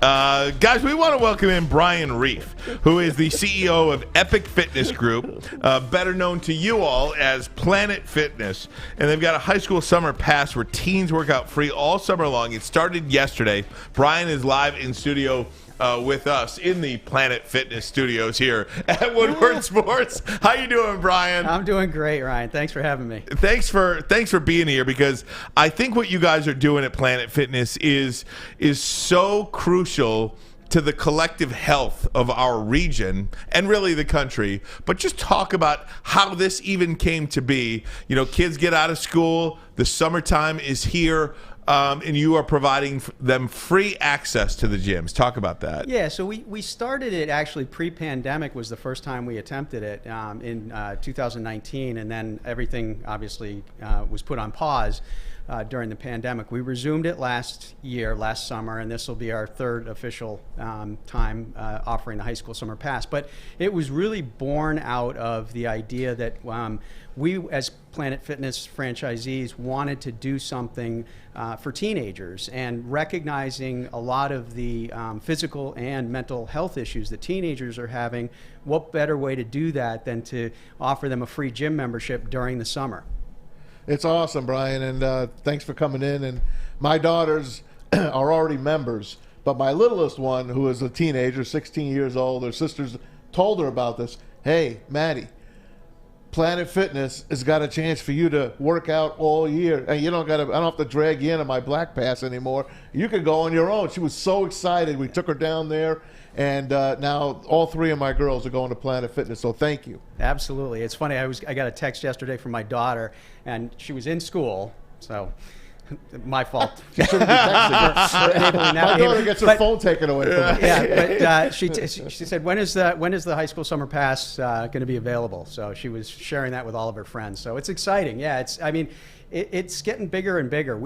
In our group alone, we had over 80,000 teenagers last summer. That's wild. That joined. Yeah, it's and for the most part, they're being very respectful. For the most part. Kids are kids at some point, yeah. But our staff, our team does a really good job establishing the ground rules when they come in. So they do, and I think it's important too, because they look at this as a responsibility. They're getting a free gym membership, and there are some things that go along with having that responsibility with the membership. Even before the free membership, $10 to join a gym a month that's a gift. Still only $10. Yeah. Still only $10. I say that every day. How do you guys pull that off? Yeah. Well, we have a lot of great members. Mm-hmm. And that's really how you do it. And just back to this high school summer pass, it is for high schoolers ages 14 to 19. You can get active 19 in Canada, 18 in the United States. And one of you could look at any research you want. Mental health. Your mental health is helped if you work out a little bit. If you are doing something physical, whether it's walking, running, lifting weights, whatever the case may be, these kids, what they've been through over the last 3 years specifically, it's been a pretty hard go of it. And I don't think you can underscore that the mental health aspect of physical exertion as well. Yeah, absolutely. There's so many studies out there that have been done to verify that the direct impact that physical activity and exercise has on your mental well-being. And when you start to look at the instances and the rates here in Michigan, but all over the United States, of teen depression and teen suicide, we're hitting record numbers in those categories. Those are not good statistics. And I think that what we're trying to promote, obviously, is there is a direct connection between physical activity and your mental well-being. Movement does have an impact, and in some studies, almost as much as talk therapy. Close to 3, just looking at some numbers here, close to 3 in 4 parents believe their kids struggle with mental health. As a parent, you want to talk to them, you want to help them. This is one of those ways you can do it. Maybe you can go to the gym with them and set an example. We have a lot of parents that signed up with their kids and come, absolutely. And talk about obesity as well. I mean, some teens, and we talk about this at Fox 2 all the time where I work my morning job, is, you talk about eating food at school. When school is not in session anymore, I mean, food insecurity becomes an issue, and obesity is an issue, and working out is an issue. You're solving all those problems, not the food aspect of it, but again, obesity and getting kids moving again. Yeah, I mean, it's another statistic that you look at. The CDC reports it. What's troubling, particularly with adolescents now, is that what was at one point adult onset diabetes is now just type 2 diabetes, because there's a lot of adolescent diabetes. It's scary. Planet Fitness also has other amenities, and we visited them and we've done remotes at them, and I'm the first one to get in the hydro massage chairs, and my daughters have all told me, because the one has the black card, and she's like, Dad, the best part of it is when we're done, I'm in that chair, and I'm like, and you have the other massage chairs as well. It's a great atmosphere. The locker rooms are great. the showers. It's terrific. Congratulations. Thank you. Yeah, and we try to keep them as clean as possible. Yep. Well, there's a fun aspect of it too, like the camaraderie of going to the gym with your buddies. Is instead of you being on this thing all day and looking at the screen time and being out of school, there's going to be more of this. And it is a reason to go out and do something with your friends in a safe environment that is going to help you. Right. Absolutely. And I think what's important to emphasize there is those devices. I don't think we've yet to see the long-term results of social media, especially on kids. And so getting them into a gym, my staff or my team members are going to hate me for saying this. I'd rather have them doing a TikTok video in a Planet Fitness, and when they're not supposed to be using their phone, than at home, just sitting on the couch, filming themselves. So So this program runs starting yesterday through August 31st. And again, it's for teenagers 14 to 18 here in the United States. If you're watching this in Canada, up to 19. And when you walk into a Planet Fitness, what goes on? What is a 15-year-old kid gets dropped off at the Planet Fitness, and what happens? It's really straightforward now in terms of signing up. So you can go right to the Planet Fitness app on your phone and sign up right on the app. You can go online at planetfitness.com as well. And what they'll do is an introductory orientation when they first come into the club, show them around, and we'll get them signed up, get the waivers signed. But everything is electronic now, so it's a very seamless process. When are we coming back out to Planet Fitness? I mean, we need another remote out there. We need Neil Rule on the treadmill and Tom Mazawey in the massage chair. We need videos of that. Let's do it. Thanks for everything, for your support and all. And it's a wonderful gym, guys. And my daughters are on it. Get your kids involved as well as quick as possible. It's free. Yeah. Let them try it. What better way to spend the summer than a free gym membership at Planet Fitness? Brian, thanks so much for everything you do for us from the Planet Fitness studios here at Woodward Sports. Thanks so much. Oh, absolutely, Ryan. Thank you. Thanks, Maz. Absolutely. And after you get done working out at Planet Fitness, go buy yourself a steak. There you go. At Fairway. You've earned it. Fairway Packing Company for over 60 years. Fairway Packing Company has provided Michigan's finest restaurants, hotels, and casinos with prime beef, Wagyu beef, and dry aged beef. You can experience the Fairway difference yourself today. All you have to do is go to their steak shop in Grosse Pointe Woods. Vacuum sealed steaks individually. They last up in your refrigerator for 4 weeks before you freeze them, and cook those steaks within 4 weeks. Why wouldn't you? Grab and go steaks, or you can order online. Fairwaypacking.com. Fairwaypacking.com. Sourced, cut, aged, packed to perfection. Love Woodward Sports? Love wearing clothes? Then you should be wearing Woodward Sports clothes. Check out our full line of merch at woodwardsports.com. Just click on Shop. We have all your favorite designs, like Dan Campbell kneecaps, Woodward Golf, and of course, our own logoed out merchandise. Men, women, infants, kids, all love Woodward Sports. Impress your friends. Impress your boss. Impress your dog. Buy Woodward Sports merch today. How would you like to win not one, but 2 vehicles of your choice? One for you and one for your wife, your girlfriend, or your best bud. Get to Lady Jane's today for an award-winning haircut and automatically enter for your chance to win. Courtesy of Les Stanford Buick GMC of Ferndale. Lady Jane's, open 7 days a week, walk in anytime. It's wicked awesome. Introducing the Planet Fitness Guide to getting that post-workout glow. Step 1. What's your why? More epic energy? Better sleep? Blow off steam? Step 2. Join Planet Fitness for just $10 a month and get moving in our clean and spacious clubs. Step 3. Bask in that post-workout glow. Join Planet Fitness today for just $10 a month. Join today at any of the 50-plus Detroit area locations.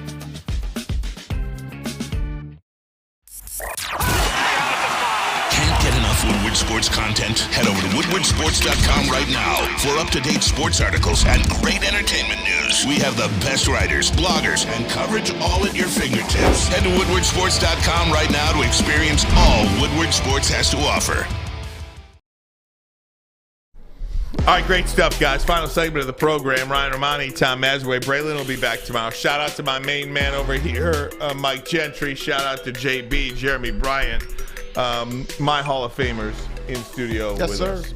Maz, NHL Stanley Cup Conference Finals. I hate it that it's not on tonight. How do you take the night off? I don't know. How do you take the night off? Well, I guess. I know NBA's got an Eastern Conference Final tonight, Game 1, but you could figure it out. I'd much rather watch. I know. I do understand. Look, you go Thursday, Friday instead of Wednesday, Thursday. That is great. That's great. I guess so. Television nights. But again, I'm really gonna have to fight to get into this. Really? I'm gonna have to Let me fight to explain get to into these this. two teams. And Mike, you can hop on the mic with me. There's not one team out here that I'm rooting for. The Florida Panthers are a great team. Great team to watch. Talented. Mm-hmm. Last year's President's Trophy winner. I'm gonna have to fight to care about it. Bro, they sneak in as a wild card team. They needed a Pittsburgh loss. They had to win a bunch of games at the end of the year to get in, and they knock off the Bruins. They just continue winning, and they're playing a team that was a favorite. The Carolina Hurricanes played good all year. Mike, tell me about this Eastern Conference Final. Oh, it's going to be a good one. Ryan just doesn't like hockey, but no, it's going to be good. Both matchups are good. I think the Canes are going to – I think both series are going to go 7. I got the Canes and the Stars. Canes and Stars. Yeah, guys, before I... Stars and Knights in the West. There you go. Tigers did go down today, 8-0 to the Buccos. Pittsburgh won that game. Eduardo Rodriguez took the loss. 5 innings, 4 earned runs, 5 strikeouts, and 2 walks. Never had a chance, didn't have his best stuff in this one. Tigers go down. They only had 1 hit in the game. That's all they had, They got one hit? One hit. Rich Hill, one hit him? Rich hit, 43 years old, from the University of Michigan. Rich Hill, one hit him. Wow. Yep. How many innings did he go? And it was Matt Vierling. That's it. I like Matt Vierling. I like Matt Vierling, too. Was that in the top? Was it in the first? Infield single to the pitcher, and then nothing the rest of the way. Matt Vierling led off the game with an infield single to the pitcher. Are you and kidding? Zatsky the rest of the game. Wow. Can you believe that? That is one heck of That's dominating. Absolutely. That's Shohei dominating. Did 6 you see innings. Shohei the other night? No. He almost hit for the cycle and got the win. He was a double shy. They got to get him on the East He was a double Coast. shy. See, and no one even heard of it. They got to get him on the West Coast. He's a double shy. They got to get him on the East He would Coast. have been the only pitcher to ever win a game, strike out, whatever he did, probably 8 or 10, and hit for the cycle in the same freaking game. They got to get him on the East Coast. Amazing. That's Would all you I be gotta okay? say. So you're a Yankees fan. Yeah, he's okay? going to go to the Mets. No. Would you No. I'm talking about the Boston Red Sox. No. What if he went to the Boston Red I would Sox hate just his- to get on the East Coast? I would hate his guts. You would? Yeah. I would hate his guts. Sick mess. Sorry. Don't tell Brian, who just left here. He's a Boston guy. Oh, yeah, I know. Yeah, don't tell him. That's great. Don't tell him I despise them. I won't. The Sox. I won't. All right, let me tell you about this here. There's a Jackson guy Mahomes? walking around in Jackson Mahomes. Do you think Patrick would have taken this kid on the side by now and tell him, look, I'm giving you X amount of dollars a year. Can you just stay out of trouble? Because look at this. Here's the latest allegations on Jackson Mahomes. Should I read what Dove has to say here? Well, Dove is just quoting. Dove is just somebody quoting. else. Yeah. So you can read that. this is from the New York Post. Dove is quoting the New York Post. Not the porch. No. The New York Post. Jackson Mahomes, the brother of Chiefs MVP quarterback Patrick Mahomes, is accused of grabbing a woman by the throat 3 times in disturbing new allegations. Jackson reportedly told his victim not to tell anyone. He then grabbed her by the throat, forcing her head back, and kissed her and put his tongue in her mouth, the affidavit states, alleging that Jackson repeated the act 2 more times seconds apart. Mahomes was recently arrested and charged with 3 counts of aggravated sexual battery and an additional count of misdemeanor battery. On Monday, Johnson County District Judge Thomas Sunderland ordered the release of the redacted copy of the police affidavit, which states Jackson grabbed Aspen Vaughn by the throat, forcing her head back, and kissed her and put his tongue in her mouth 3 times without her consent. And then he told her not to tell anyone. That is according to a separate report from the Kansas City Star. He's in trouble. Man, this kid is too much, man.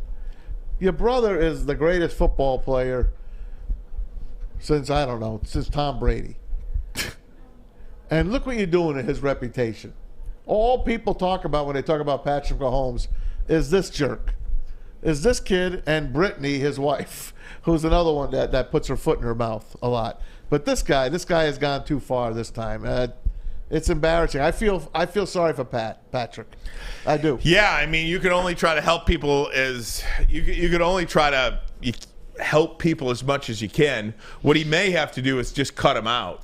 And not cut him out of his life, but cut him out of putting him in the public eye, putting him in his family suite, allowing him access to the field. And the Chiefs should do that, by the way, right now. No more access to the field. This gets sorted out. Yeah. This is something That's probably smart. This is something we do not condone. We don't want any part of this. You are not on the team. So no more field passes, no more family box. Go figure yourself out, big guy. Get well, man. Yeah. I mean, you're not big. I mean, just because you do TikToks and your brother is Patrick Mahomes, don't make you anything. Go make your own life. Make your own damn life. That's right. Good for you, Tom Mazawey. Good for you, Jack. Hey, you got anything more on the Preakness? Is still any more new horses added to the field? Nothing new. Just 8 horses made. Have you been studying the field? Not yet, but I do know 2 of the horses. I do know National Treasure. I do like him. And I do like Mage. Mage will come back and try to win that race. I think if he goes to the lead, they won't get him. We'll see how it goes. That's on Saturday afternoon, the second jewel of the Triple Crown. Second jewel. Last night I'm bowling. I was going to ask you about the bowling. I did not have a good night bowling. I didn't roll good, but we played a team that, they weren't very good. Nice guys. But they sucked. They weren't very good. So I couldn't. And they beat you? No, we beat them. We swept them. I couldn't have picked a better night to bowl like a schmuck than last night. Now, and I won a mystery pot. What does that mean? If they pulled, whatever you bowl, let's say, and I'll admit it, I shot a 165 game. Is that bad? Yeah, that's bad. So they reach in and they have games from 100 all the way up to 300 on ping pong balls. Okay. So they reach in, everyone puts $5 in across the league. It's like $120 in the pot. So they reach in, mystery game, and they pull out a ping pong ball. Anyone bowl 289? No 289s? Okay, put that out. Pick another one out. Anyone bowl 105? Nope, no 105s. 165. And I yell, I got it! No way! Yep, it's embarrassing. It's like a walk of shame when you bowl 165 and win a jackpot, and everyone is like calling me a dumper, sandbagger, sandbag, Maz, you gotta be ashamed of yourself. Dump truck, blah blah blah. I'm like, guys, I'm going up to get my $120. $120, thank you. So at least I bowled like a schmuck, but I made a few dollars and I paid for my night. Good for you, Jack. Yes. Way to go, Maz. We'll end on that high note. I gotta get you out there. Well, I'd love to on a Tuesday Mike, night. he wants to bowl in the league. Mike wants to bowl in the league. He's an East Sider. He's a good bowler, that kid. Oh, man. I throw my 90 ball out there. Mike, what do you average? Tell Ryan. My average 208. Oh, how about that? He's better than me. Average. He's better than me. Damn. Yeah. All right, we'll end it on a high note. JB, I love you. Mike Gentry, I love you. You, I love you. Braylon will be back tomorrow. Maz, thanks for pinch hitting here on the big. And we'll talk to you tomorrow. See you guys. Very good. Do I just go? I'm not going to drop. Go. All right. Go ahead. 2, 1. Oh, my God. Go. Oh, jeez. Oh, my. This isn't right. I don't get paid enough for this.